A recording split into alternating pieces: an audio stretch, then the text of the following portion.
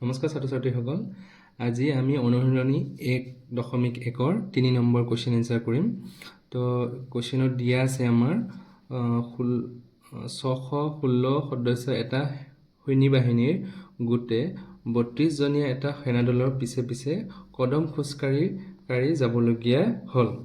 দুয়োটা দলে একে সমান সংখ্যক স্তম্ভত কদম খোজ কাঢ়িবলগীয়া হ'ল। তেওঁলোকে খোজ কাঢ়িবলগীয়া স্তম্ভৰ উচ্চতম সংখ্যা কি হ'ব এইটো আমি উলিয়াব লাগে। ঠিক আছে, তো ইয়াতে কোৱা হৈছে 32 জনীয়া এটা সেনাদলৰ পিছে পিছে আমাৰ 616 সদস্য এটা সেনাবাহিনী গৈ আছে, মানে এজনৰ পিছত আন এজন এনেকৈ খোজকাঢ়ি গৈ আছে। তো ইয়াতে আমাক উলিয়াব লাগে কি খোজ কাঢ়িবলগীয়া স্তম্ভৰ উচ্চতম সংখ্যা কি হ'ব।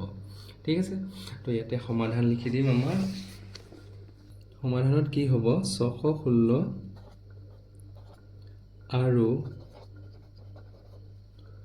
32ৰ গৰিষ্ঠ সাধাৰণ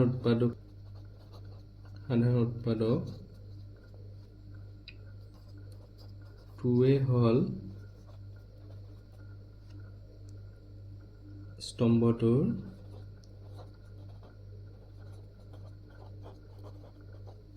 উচ্চতম সংখ্যা। ঠিক আছে, তো ইয়াত আমি পাম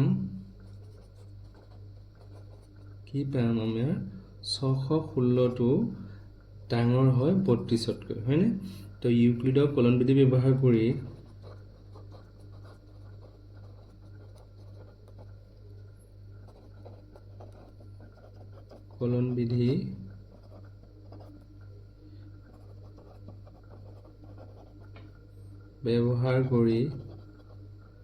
আমি পাওঁ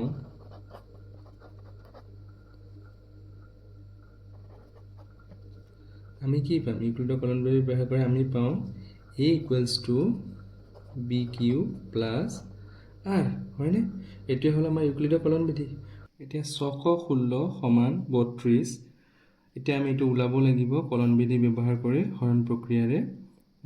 6 1 6 তাৰপিছত 32, এবাৰ যদি কৰোঁ মই কিমান পাম, 32 পাম।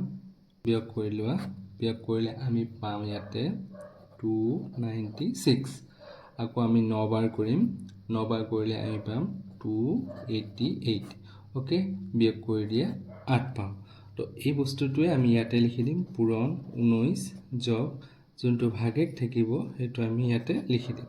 এতিয়া আমাৰ 32টো ইয়াতে লিখি দিয়া, 8 তুমি ইয়াতে দি দিয়া, পূৰণ।